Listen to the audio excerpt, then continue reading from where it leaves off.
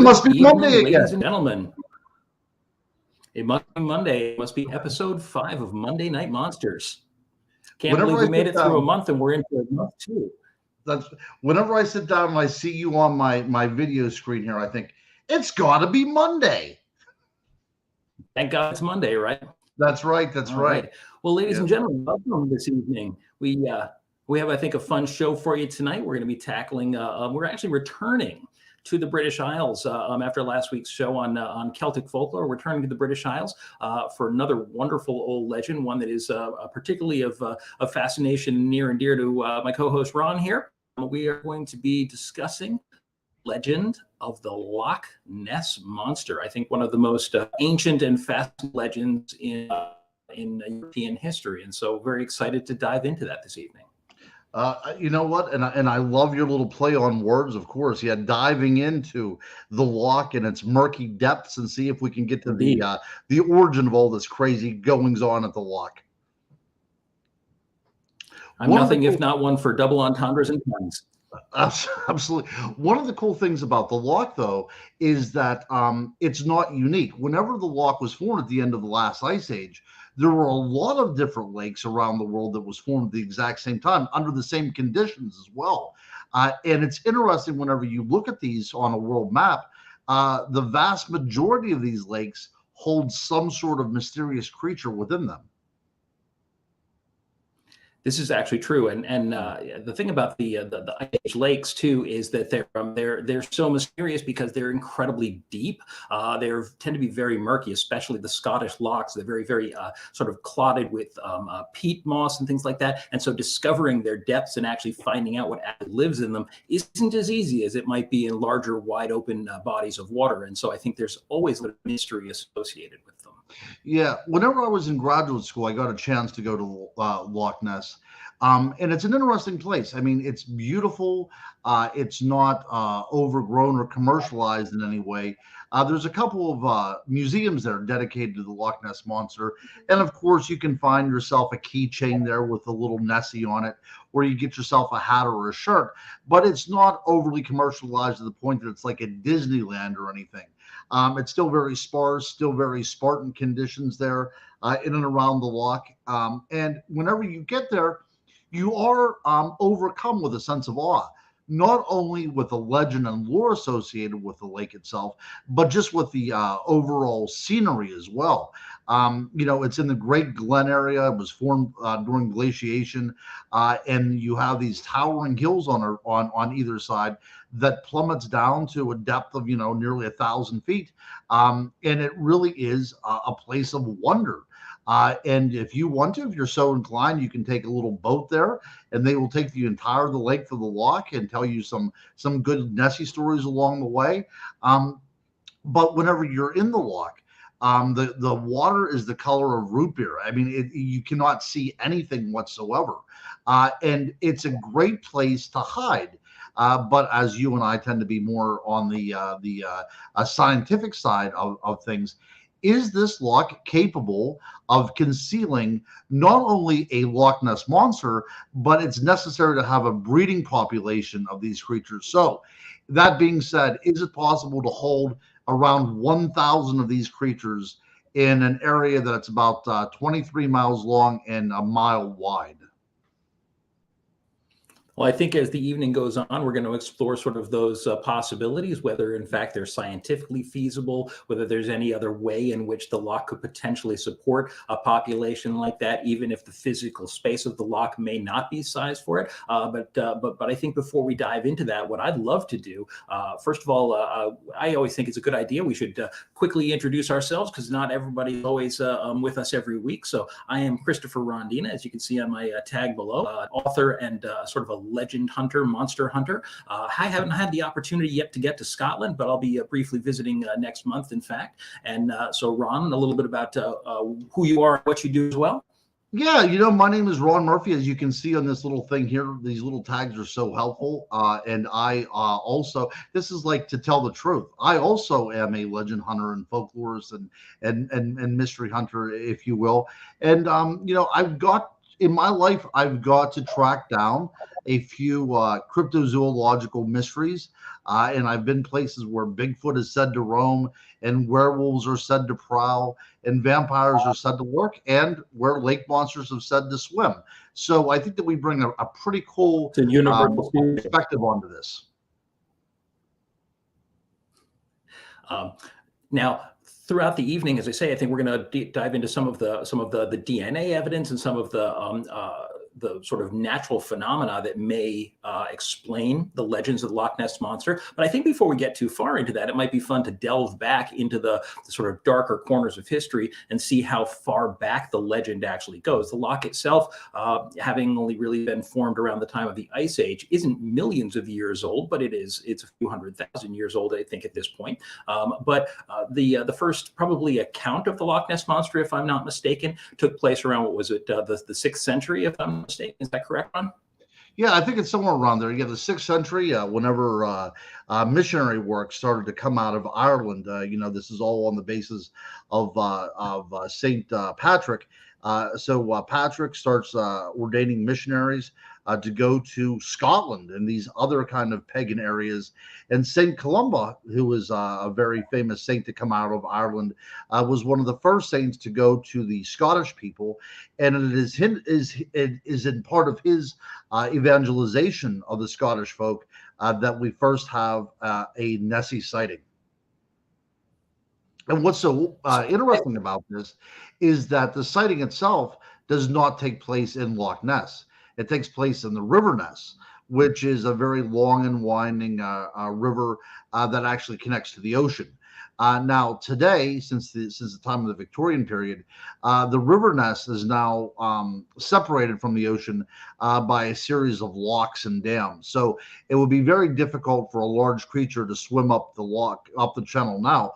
Although it does happen, I do have to point out that occasionally a dolphin will get into the water, or a seal will get into the water, into the loch. So we do know that there are large animals that can navigate up the River Ness. But at the time of St. Columba, whenever there was no kind of civilization impacting the way the flow of the river was going, nearly anything could come up out of the ocean into that river. And indeed, that's what it seems to be at face value. Of course, we are dealing with an Irish missionary who was working on behalf of God himself. And it's convenient that he comes across, a dragon, which could be taken as the form of the devil. So this could be a parable. This could be seen as a way for Christianity to conquer the notions of the barbaric people there. But the story seems to read somewhat, there's a bit of verisimilitude to the story. So St. Columba is going along, and they are in the process of burying someone. And he inquires what happened. And according to the tale, there was somebody out swimming in the River Ness. A giant beastie comes out of the water, attacks and kills the man. And now they're in the process of burying him. As the story goes, there's another man out in the water while St. Columba is there. The monster reemerges out of the River Ness, and by making a sign of the cross and telling the creature to go away, the same way that you would probably order a demon to leave somebody during an exorcism, St. Columba does much the same way and exorcises this evil out of the River Ness and saves the person that was out there swimming from this a very dangerous creature. But it is interesting to see that we have some sort of precedent for there being something creepy in these waters, something monstrous, something cryptid, and that gives us at least a history to build upon.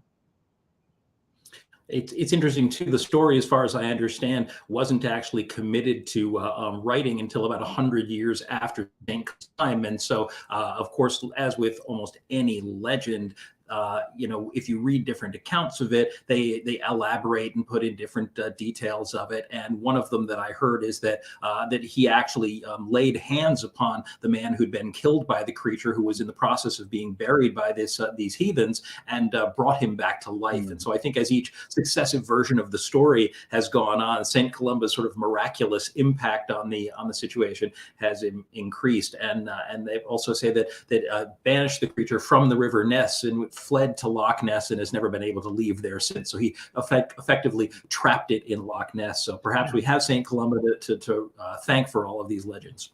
Very possible. But as we can see, Patrick driving the snakes from Ireland, so you have to have St. Columba doing something in Scotland. So that makes sense. I mean, we also can suggest, as part of, looking at this story and tearing it apart and deconstructing it, we could actually see some sort of thread of evidence that there being some sort of creature that would every now and then enter the River Ness, because I think a lot of the reason these stories make sense to people, especially upon the early evangelization of these people, is that it makes some sort of sense to them. It relates to them. There's some sort of truth in it. And I think that's a lot easier to convert somebody whenever there is a kernel of truth to it, rather than just try to beat them over the head, which has been done in a number of ways as well, too. But I think that there's always been legends associated with the Loch. I think there's been, oral traditions associated with this place. This is the place of magic and wonder and fairies and everything else in this particular area. As you said, we were discussing Kelpies last week, but there's a long tradition here of this being a place almost out of time and space. There's something very special about this land. And the people, the Picts that were that had settled in this particular area, they of course were a pagan race, but they also relied greatly upon the natural world. That was part of their religion, and things are personified, and there's no reason why the personification of the River Ness did not take on a very serpentine aspect to them, because the water does indeed form these kind of rolling waves that it appeared to be an undulating snake working its way down the glen.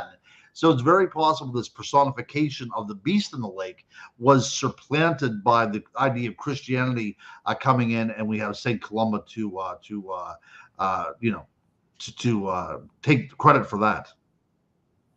In effect, actually, even in a lot of the pagan belief systems and philosophies, any creature that is a natural part of the ecosystem is often personified in a deity form in a much, much greater perspective. And so, for instance, there would be like a great stag who was the sun god, or a great bear who was a maternal god. And so with a lake like that, or a loch like that, that has water snakes, has eels, has large sort of curious looking fish, it seems even reasonable that they might believe that a fish spirit or an eel spirit that was of tremendous size might inhabit it. That would certainly be the kind of thing that would populate much of their folklore as well. Oh, absolutely. So the idea of snakes and the idea of serpents, because I think that we have to get to the idea of the sea serpent, the very lore of the serpent. When we talk about the serpent, we're talking about something that, like this particular image right there, something that is indeed snake-like. Very rarely is there ever any appendages mentioned, so it's something that is snake-like. If you look at the Greco-Roman world, we'll look at the Greek word first. Their idea of snake and snake worship is found in their the word ophilatria, which is the worship of serpents. And one of the reasons why serpents were so important to agricultural cultures, well, there's a couple of reasons actually. One of the reasons is that they were seen as potent symbols of healing. In the Greco-Roman world, in their mind, snakes were things that would live down among the herbs. They were constantly connected to the earth around them. And also, they were able to shed their skin, which looked like this kind of new birth, this rebirth. But there's also something in this tale that seems to represent the supplantation of one culture over another. When we look at the Greco-Roman world and we see this idea of snakes, we can see this in Apollo Pythos as well, too, around the Oracle of Delphi. The snake is a chthonic figure, which means it's of the ground. That's the literal term in the Greek. Chthonic means it's actually of the earth itself. So whenever you have something from the earth, you have something that is intrinsically tied to that particular area. With St. Columba coming in and St. Patrick before him, we see the uprooting of this old way being supplanted by a new way of thinking. Look, whenever we talk about lake monsters or anything, this is never going to be a simple thing about talking about a litany of reports, is it, my friend? We're always going to get a little bit No, it deeper into never that. is. Yeah. You So you yeah, I think mean about that is my take.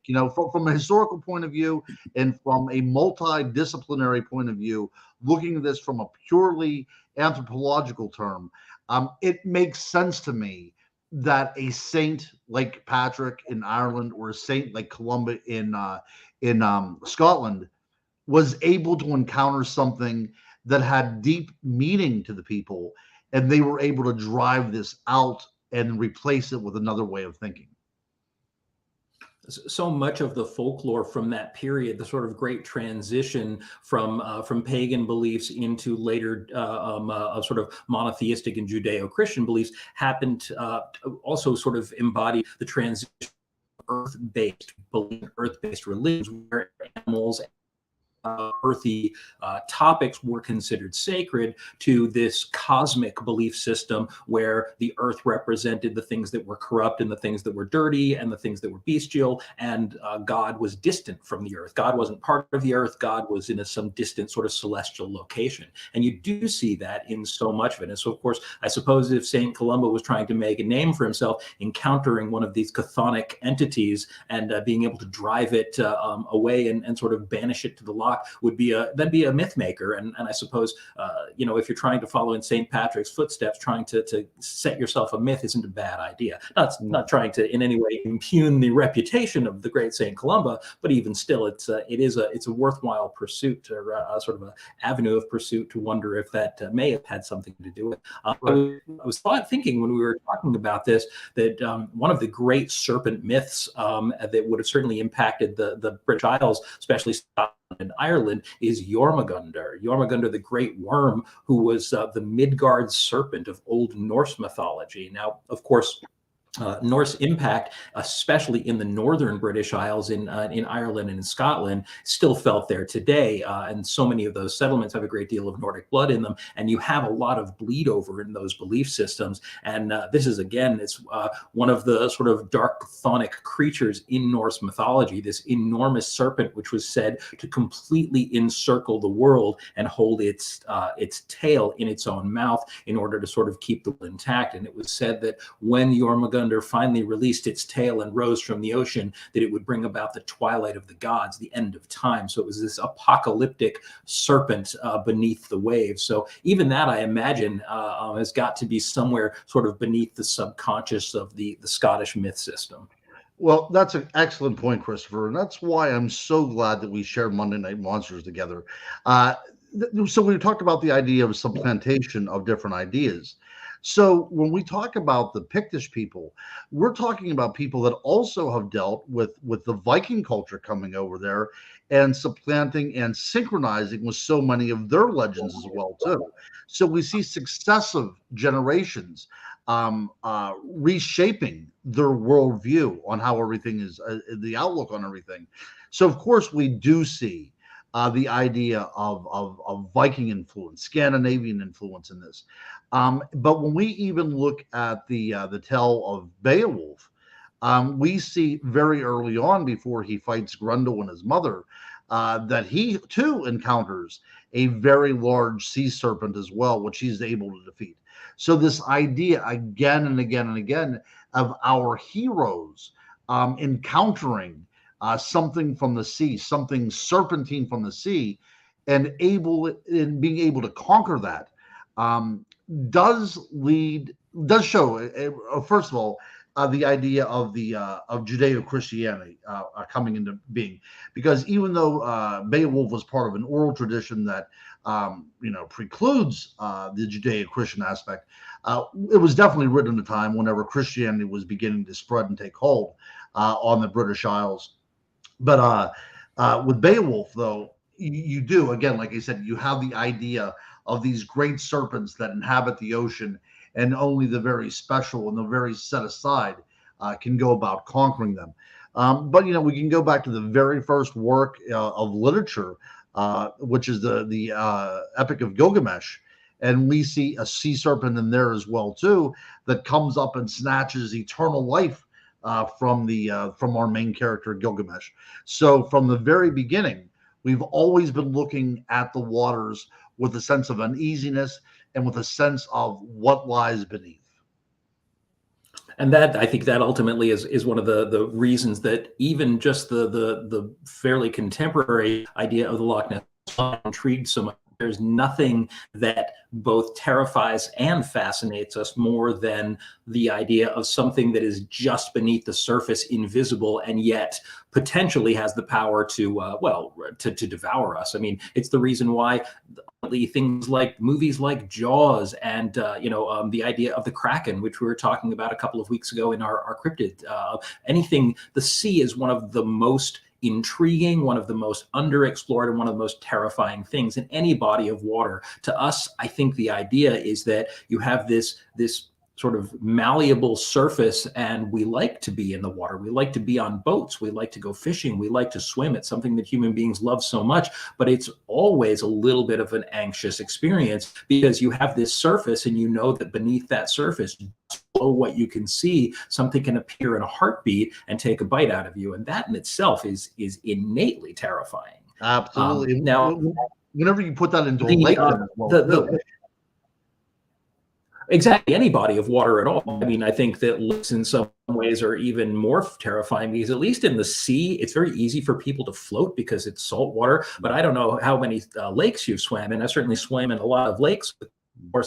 And because they're generally fresh water, staying afloat is a little bit more work without the salt in the water. So you always feel like you're a little bit closer to being dragged beneath the surface. I don't think anybody likes that idea. But would you agree, though? So I wanted to bring up the fact that I'm sorry, I'll let you go. There's a little bit of a lag tonight, but I apologize for that. But I was going to say, do you agree, though, 100%? Well, do you agree that there is at least a little bit more consternation involved with lakes over the ocean? Because whenever we go to the ocean, we expect things like sharks to be in there. We expect things to be in there that are capable of killing us. But lakes kind of give us a false sense of security, doesn't it? We don't expect that when we dip our toes into a lake, something's going to snatch us under.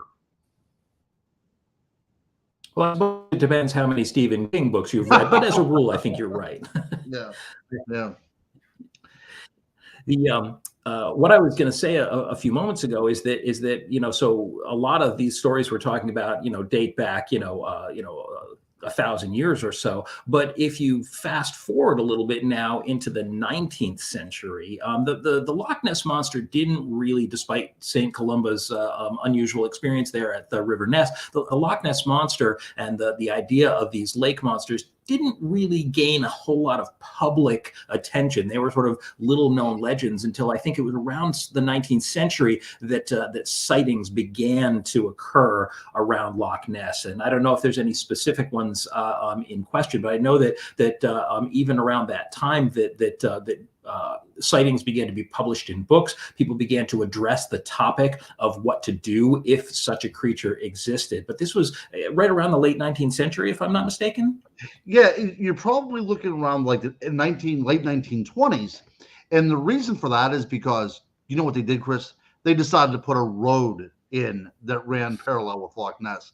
And after that time, it opens up to traffic, and people that are not used to being in the wilderness, not used to being around lakes and woods, all of a sudden are coming out of London and Edinburgh, and they're vacationing up there, and now they're starting to see strange things they cannot account for. Now, it's my understanding that the first known photograph of something that was identified or sort of associated with the Loch Ness Monster legend was taken in 1933 by a gentleman by the name of Hugh Gray. And this is considered to be the first published photograph of the creature. And what little I've read about it, or what little I know about it, is that no one's ever tried to claim that the photograph is a fake or a hoax of any kind, but that it is, as you can see here, pretty difficult to identify what exactly is in the image, but it definitely has a very serpentine look to it. And I would say, although it's a very old photograph and quite blurry, even maybe some indication of either fins, flippers, or some kind of appendages in there, but it is difficult to make out any real details in it. I don't know if you know any more details about it, but I'd love to hear your thoughts on it. Yeah, there's very little details regarding this. There's been a lot of people trying to debunk it, saying that it's an overturned boat. Some people have suggested it's a bird in the water that's starting to take off. Looking at it right now, it's hard to identify unless I was that person taking the photograph. I really wouldn't know what I was looking at here. You can tell that it's water, but as you said, once we know the backstory about Loch Ness, and once we know that there's a possibility that there's a lake monster in there, then our brains start putting more detail into it, doesn't it? We start Correct, seeing absolutely. maybe the hint of a tail, or is that a very long serpentine head? I'm not sure, but maybe there are flippers in there as well too. But you know what? Now we are starting to add more evidence to this legend that's continuing to grow.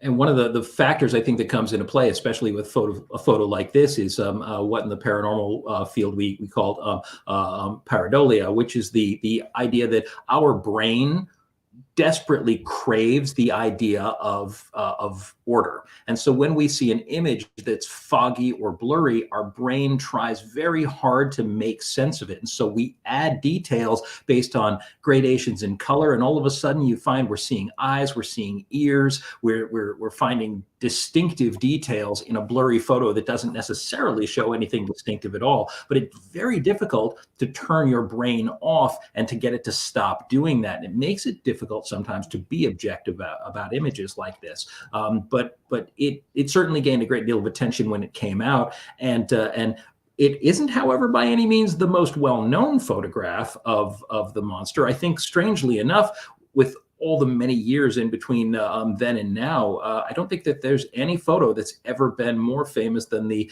so-called surgeon's photo taken in 1934. And I think that you have your own theory on this. I've heard some talk debunking this, but it's an interesting one. So tell me what you know about that.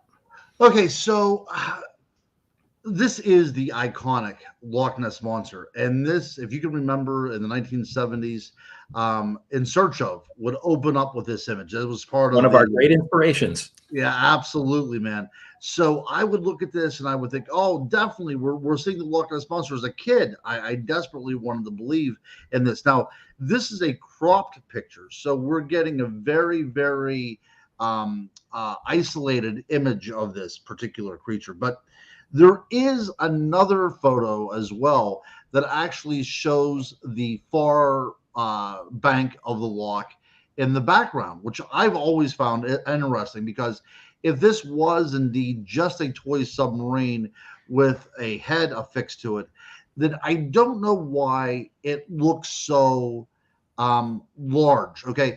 The loch is, as we said before, is a very intriguing body of water, but it's also a very imposing body of water. And unless it was crystal clear that day and as flat as glass, I would assume that a small toy would be quickly swallowed up by the waves and loch. That's just my theory. Look, again, I'm very romantic whenever it comes to this kind of stuff. I want to believe that there's a monster there. And this is one of the reasons why, because in this surgeon's photo, and gosh darn it, surgeons aren't supposed to lie to us, are they? But I was on a panel with Lauren Coleman a few years ago, and he claims that the surgeon had to create this ruse to prove that he was in Scotland instead of having an affair on his wife with somebody in London. So he had to use this as kind of an alibi. So this is why it was all concocted. That's a lot of work to go to hide an affair. Okay, maybe it really is. I think. I'm not sure. Yeah, it's right. That's right. That's right. But you know what? I think that I would get more in trouble by bringing that up, because I don't think anybody's going to believe that I saw a lake monster. But at least try to give him a time and place. It gave him a context of being up in the Highlands of Scotland that instead of with his paramour in London. But I've always been drawn to this picture. I've heard people say that he had recanted on his deathbed and said that it was indeed a fake. And this other remarkable character, Marmaduke Wetherall, you can't make a name like that up, but he was also said to be involved in this ruse as well. But there's just something about that picture that has so impacted my childhood that I continue wanting to believe that it's true, even whenever I'm a 50-year-old man. And you and I are both on the same page about that part of it. I mean, again, that was, I think, one of the first images that came on screen. Now, by the way, for those of you who are young whippersnappers who don't know, In Search of was a 1970s television series that was basically something a little bit like what we're doing here today, and like a lot of these paranormal shows nowadays. It would explore every week famous, well-known legends, and it started with this very sort of dramatic and imposing music. It was narrated by Leonard Nimoy, the actor, of course, who played Mr. Spock in Star Trek. And it was fascinating. And I think kids like Ron and I just ate this stuff up, whether it was stories about, the devil possessing people, or about UFOs, Bigfoot, and all these fantastic monster stories. And I saw that same image every week, and I was every bit as fascinated. But nowadays, my skeptic kicks in when I see the photo, and I'm not going to lie about that. Now, I've seen zoomed out versions of the photo. I don't know if I've seen it completely uncropped to see the final, sort of the full extent of it, or the bank in the distance. But when I look at this photo, I can't help but think that the scale of the ripples around them make it look very small to me. And again, I do understand it's a cropped photo, but my visual my sort of visual perspective on that jumps right out. I see the sort of the ripples and the rings that are coming out from around it, and it just doesn't look like it has the scale that I think it would need to. So I do lean towards believing that the hoax story is more likely to be true. As for why he pulled it off, if it was an elaborate ruse to cover up an affair, that's got to be one of the best things I've ever heard. I can't say for sure. But it is interesting to note that that both the photo from 1933, Hugh Gray photo, and the surgeon's photo from 1934 came so hot on the heels of sort of a little bit of cultural phenomena. Around the early 1930s, we were getting books published like The Case for the Sea Serpent, all about various sea serpents from around the world. We had the original King Kong, which was stop motion animation. And of course, when we think of King Kong, we all think of giant apes. But the truth is that King Kong also featured dinosaurs, including an iconic sequence where a brontosaurus with a very long neck and a small head arises out of the water and ends up chasing some of the people across Skull Island. And it's a fairly striking series of images, all stop motion. And back then was fascinating and almost impossible for people to understand how those special effects were created. And it is, King Kong itself was a huge cultural phenomenon. So I would think that these images, like the surgeon's photo, would have just grabbed the public's attention, who are already so amazed by these tales of gigantic creatures living in the jungles completely undiscovered, which was the whole concept behind King Kong. So I would think that there was some cultural zeitgeist there that might have given some extra momentum to these stories about Nessie coming out at that time. Yeah, you play a good devil's advocate, and I will tell you the thing that shatters my childhood wonderment about the Loch Ness is indeed King Kong, because we have this incredible brontosaurus account, like you had said, that looks so dramatically similar to the surgeon's photo. Even the way the shading is and everything with the lighting, it looks like something out of Skull Island. So I will give you that. The possibility that this photo was faked to be part of part of the culture, like you said, I think that has a lot to be said. That I like to say that history does not exist in a vacuum. It all kind of plays in and of itself. So for this surgeon's photo to come out was in the right time and in the right place. I agree with you there. But there's just other things about before the surgeon's photo came out.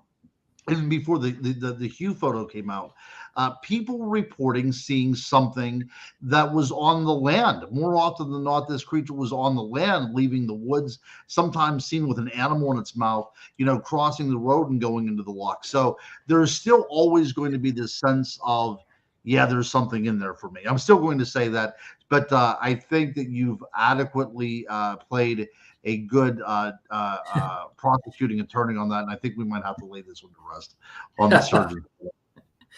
So I think one of the things that when I was doing a little research prior to our episode, I was looking into some of the photos that have been pushed by individuals as genuine over the years. And one of the funny things about Nessie photos, about Loch Ness monster photos, is how inconsistent the appearance of the creature is.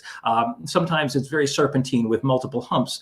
Sometimes it, again, like the surgeon's photo, it looks more like a brontosaurus or even a plesiosaur, and has a very distinct shape. But this one I've seen from time to time, and I can't tell you how many people I've seen who have claimed that this is a legitimate or an authentic photo.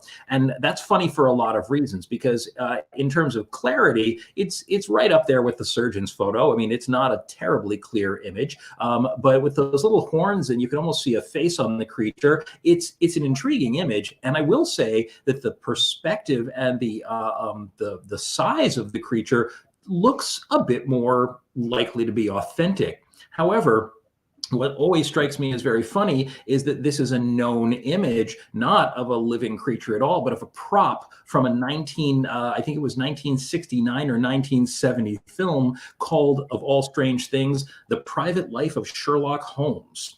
This was a film directed by Billy Wilder, very well-known director at the time. And there's a sequence in it where Sherlock Holmes is up in Scotland and has an encounter with what appears to be the Loch Ness monster. And it's played a little bit for laughs, but the funny story about this, and one that I absolutely love, and I'm sure you know the details of this better than I do, is that apparently when the prop was introduced, the director didn't like the humps. He didn't feel like it worked with the story that they were going to tell. And I'm going to give you a spoiler on the story in a moment so you know why that is. But he wanted the humps removed. He wanted the prop basically completely altered so it was just the head and the neck, much like the surgeon's photo.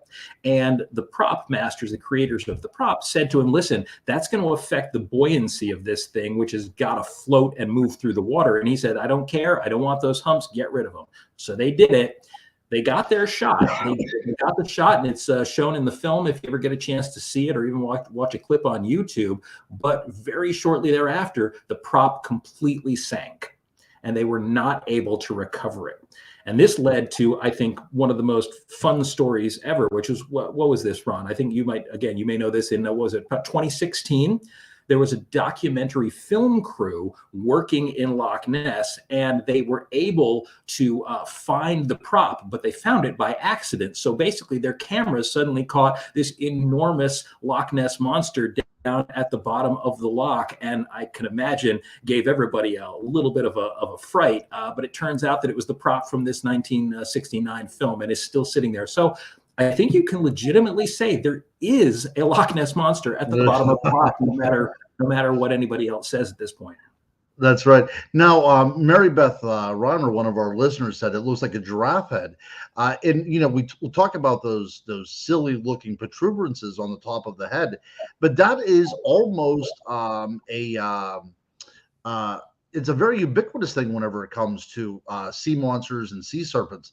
These ideas of these protrusions up on top of the head, that has been reported from cases outside off the coast of Africa, in New England as well, in places like Loch Ness and Lake Champlain. And I don't know what purpose they serve, or whether they're some sort of breathing apparatus or what they could be.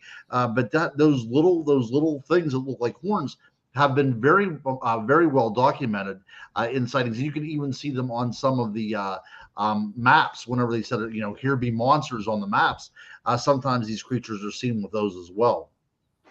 I think maybe some of that, if I had to chalk it up to something, would be that we discussed this a couple of times in previous episodes, that what we perceive certain types of monsters to look like today is often very well classified, because we have movies and we have television shows and cartoons. And so when we hear dragon or we hear elf or something like that, we have a fairly fixed idea of what we think these things look like, or at least within a fairly small range, because we've had our folklore almost baked in by this point. But in earlier periods, when really all you had were books or folk tales, the ideas of what certain creatures look like were wildly divergent. And often, I think one of the most common things you saw in fairy creatures, which is our subject last week, is either horns or antenna. And that is a very, very common thing for otherworldly creatures to have. Heck, even in the 1950s and 1960s, when we sort of as a world became very UFO obsessed,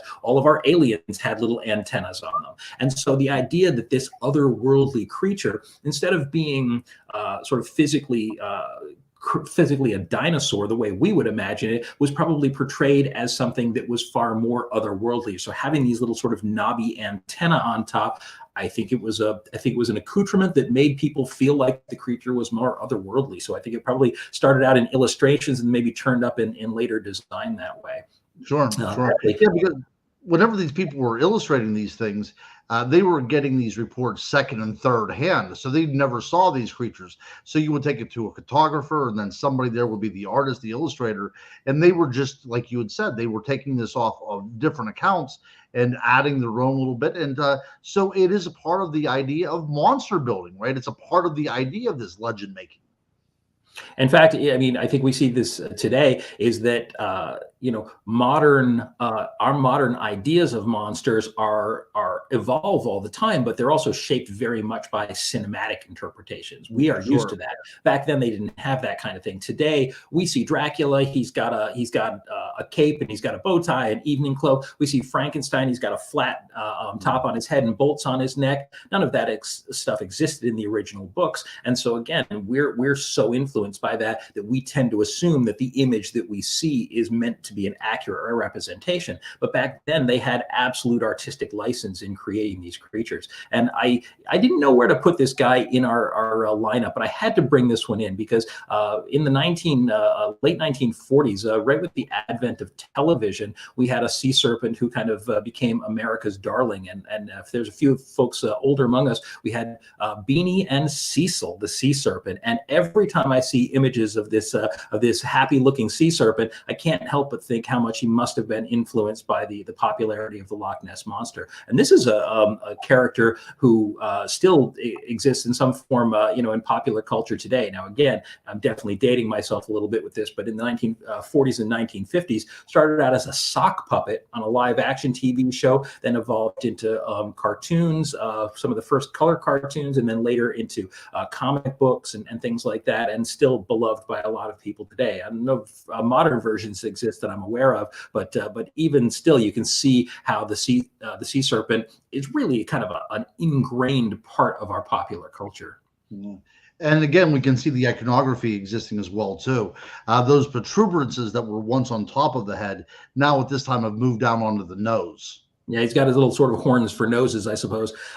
Now, let's fast forward to a modern perspective. Over the course of the 20th century, the story of the Loch Ness monster has become absolutely ubiquitous. Certainly in the 1970s, with the introduction of shows like In Search Of, and I remember also when I was a kid that a lot of movies, a lot of documentaries started being produced in the 1970s that dealt with these sort of cryptozoological creatures and mysterious topics like Bigfoot and things like that.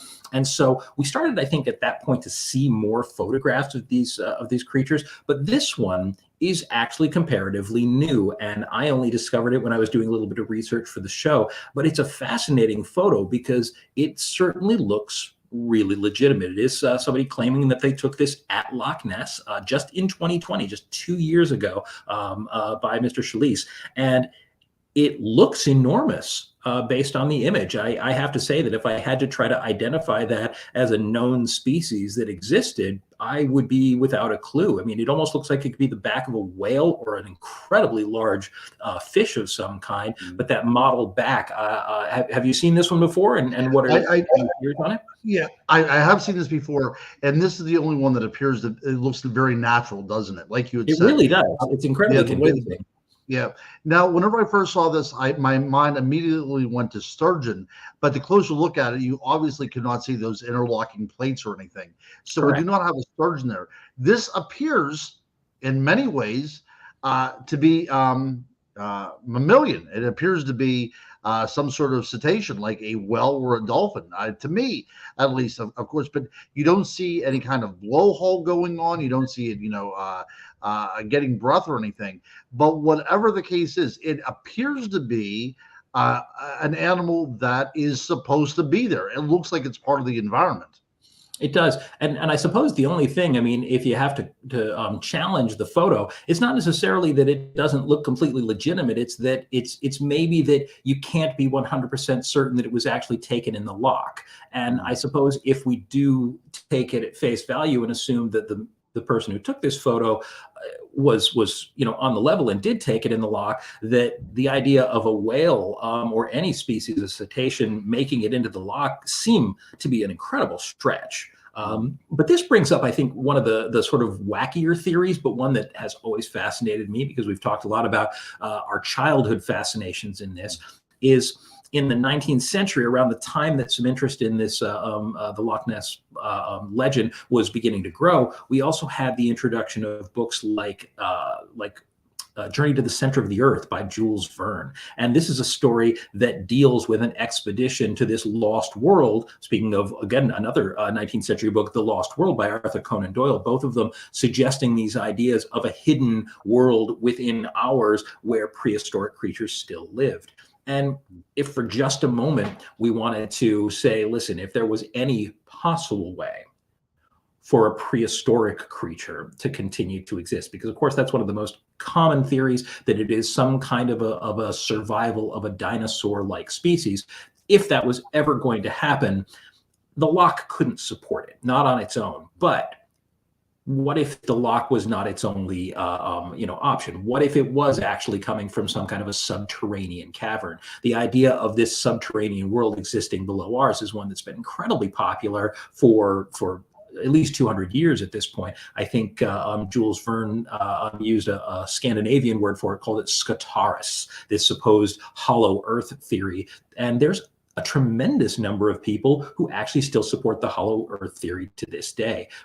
I'm not going to claim to be one of them. I think that it's pretty thoroughly disproven, but it does absolutely fascinate. It intrigues the mind to imagine that just below the surface of what we can detect, 100 miles beneath the surface of the earth, is this entire ecosystem with creatures left over from the dawn of time in there. And I do admit that it's a fascinating one. It is, and that was the basis of the new King Kong versus Godzilla movie. If you happen to see that. Yeah, the idea that there's that place where all these great gargantuans had come out of, only to return again. It is fascinating. And there's also, to connect some dots here, Sir Arthur Conan Doyle he's from Edinburgh. So he's only, 3 hours down the road from Inverness. So I think that probably has something to play on it as well. But that particular area is really rife for this kind of thing. Getting back to when we first began this is a place where fairy encounters have taken place. This is a place where religions collide. This is kind of a turning point for the way we're going to go as human beings. And I think that there's really, it's a great place. It's a great location. It's a great setting. And you really could not have a cinematographer pick it out any better to find a location like Loch Ness to have all these theories and legends associated with it. So if we discount for the moment that this is a survival of some, Mesozoic creature like a plesiosaur, that instead, if it is a natural phenomena, the idea of an animal, a sea-dwelling animal that could actually cause these sightings, assuming obviously some sightings are hoaxes, but there's got to be, some people who are seeing something legit out there. I think there's almost no question of that. There are some creatures. We talked briefly about the idea of a sturgeon, which is an immensely large fish. And the thing is that some of the images that we're going to show here are of average sized examples of these creatures, but they have the potential to grow much larger, and species that are larger than that could exist. Now, I don't think any versions I've heard of the Loch Ness story ever suggest having a dorsal fin, but even still, the idea that in choppy waters, a very large animal like a sturgeon could produce the images that people think they're seeing, it seems legitimate to me. It seems at least well within the realm of physical possibility. One of the crazier theories that I've heard, and one I have a hard time giving credit to, but still it's awfully clever, is the elephant theory. There's no other word for it. And in fact, in this picture, we see what almost looks like the elephant attempting intentionally to reproduce the surgeon's photo. It seems like this elephant was making a joke almost. But there are people who have suggested, especially since you have both the protuberance here that looks like a neck and a head, and then you have the hump behind it, that possibly escaped circus elephants swimming in the loch, crazy as that sounds, may be responsible for the theory. I think, of course, if that was to be the case, they'd have had to have moved into Loch Ness and still be swimming around there today. But it's a theory that somehow managed to gain some traction. And so willing to stretch the realms of possibility pretty far in order to try to discount the idea of the creature being real. Well, that's a good point. Whenever the surgeon's photo actually came out, there were people that were doing research, and they suggested that a traveling circus that was playing up in the Highlands of Scotland simply stopped by to wash their elephants in the loch that day, and the surgeon took a picture of that, and that's what was going on. It's a mighty big stretch, I got to tell you. That's a mighty big stretch, yeah. Yes. I'm not sure how my elephant would do treading, 1,000-foot water, but we'll take a chance on it, I suppose. Now, I think one of the most fascinating things that happened in recent years, of course, was the DNA study. This was only a few years ago now, that a marine biologist or a biologist of some kind started doing a study to catalog the different species of animals that might exist in Loch Ness by doing DNA samples from the water. If any species has more than a significant presence in the water, some traces of their DNA would be there. And he cataloged, I think they said, some 150 million different DNA samples of different species of creature. And by the way, that's not all large animals. That's everything from worms and snakes and worms and crabs and things like that, up to large fish, and said pretty darn definitively, I'd have to say, that there was no plesiosaur DNA in that water. Things that he discounted that have been put forth as theories included giant crocodiles, sturgeons, as you can see here, not even otters and seals, which is the sort of thing that I think would be a fairly reasonable idea. Seals can grow quite large, and otters, while not terribly large, if they were in a group, might certainly appear swimming through the water to have humps. But the one DNA that was incredibly widespread in the loch was eel DNA. And there's no one who fishes in Scotland who wouldn't have told you that, because eels are incredibly common. They're actually a fairly common food source out there. But this is where I think, to me, things get interesting, because there is a particular species of eel called the conger, I believe, the European conger, whose habitat, Scotland is almost ground zero for the habitat for this creature. And these eels, to me, I think they are an extraordinary. They're huge. First of all, they're huge animals. I think they say that the average conger eel can grow to be about 5 feet in length, but specimens have been discovered that have been up to 9 to 12 feet in length, and some people have claimed that they grow much, much larger than that. And I do have to admit that this animal between its large head, the way that the head is set up. I don't know if it has the capacity to lift its head out of the water, but the sort of sinuous body. And if the idea one of these was hunting, came to the surface, and even flipping up in the water could create that illusion, it seems to me like one of the most intriguing physical specimens that could easily exist in the loch is DNA or biologically viable, and could actually really be startling to somebody if they saw this creature in the water. And so, a potential real world explanation. Now, it doesn't answer every question, but I have to say that to me, it's been one of the most intriguing, solid theories I've heard yet. Yeah, as we get ready to wrap up the show, my friend, this is a great way to end it.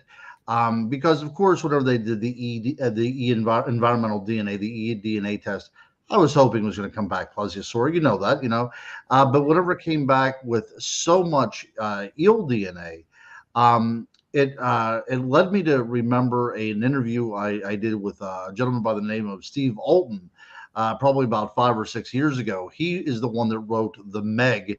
So if you like megalodons, he wrote the great, but he also wrote a book called The Loch. And in the book, The Loch, it was going over the Loch Ness monster. And his theory indeed was a conger eel, which was interesting because it came back. Apparently, these eels have the capacity.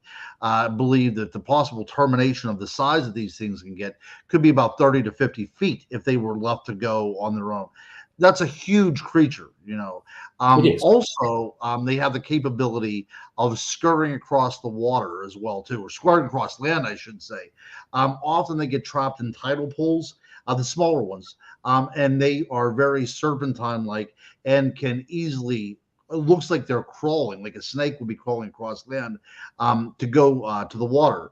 So, there's nothing to say that there's, a 30-foot long one of these kind of creatures would not go up to land, to fetch something that was, coming down to the water to drink or what have you. And they also have the capacity on these little, almost these modified fins where they can rise up as well, too. Now, I don't think that we're going to get the serpentine head in the water, but if one of these things were on land, I think the capability of it kind of rising up would rather be very jarring. So as we come to the conclusion of our show, one of my favorite topics, even though I told you that I so wanted to believe that the surgeon photo was real, I think that if we are betting people, that we would have to say that the genesis for the mystery of the loch has to deal with the conger eel that probably up until at least until the dams were put in was probably a place where these creatures would come and I think that if I'm not mistaken, I think they go out into the ocean to propagate, and then they come back inland. I think that's the way it goes, if I'm not mistaken.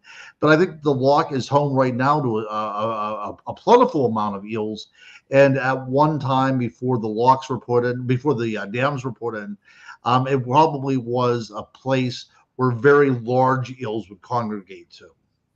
So while I don't think that we've necessarily solved the mystery altogether, I think that it's probably one of the most plausible explanations for at least some of the more common sightings. Hey, Jeff, how are you? Good to have you back this evening. So before we go, as we sort of head up towards our outro, I do want to kind of throw up a couple of quick things here, which is just to remind you all that the Loch Ness monster, Nessie, she's not alone in the world. She is actually one of many such lake creatures. In fact, the morag in Loch Morar of Scotland, not terribly far from Loch Ness, another creature that dates back, stories of that date back literally hundreds of years. Here in the U.S., we are not without our legends as well. Up on the borders of New York and Vermont, heading up into Canada, we of course have the legend of Champ or Champy, depending on who you ask. And Lake Champlain. Yep. Sorry, I don't want to interject. And Lake Champlain and Loch Ness are the same geological age as well too. So there you go. At the same time. Yep. And of course, in British Columbia, the story of Ogo Pogo, who's kind of a local mascot as well. And so it seems to me that the sea serpent myth obviously strikes a very, very deep chord within us. We are intrigued by it, and I think that we will continue to be. Of course, Loch Ness has been featured in many different films over the years, for the last century or so. Some well known, some sort of cheesy monster movies, and some sweet family films. But I think that the one thing you can absolutely say without question about the Loch Ness monster is she's one of our favorite creatures. She really is one of the most beloved legends on Earth. So, you know, if we ever discover that she is completely legit and she raises up out of that loch, I got to tell you, I'll be right there with you cheerleading her. So Absolutely, exactly. Ladies and gentlemen, once again, I want to thank you so much for joining us tonight on Monday Night Monsters. Had a lot of fun with this evening's show. I want to remind you, of course, that if you have a chance, you should click that like button and subscribe to us so that you'll see our future shows. We haven't settled on a topic for next week yet. We'll probably discuss that a little while, but hopefully have something really fun for you guys. Please come back and visit us, or watch this later on if you have a chance to, didn't get a chance to come in earlier this evening. And we will see you next week on Monday Night Monsters.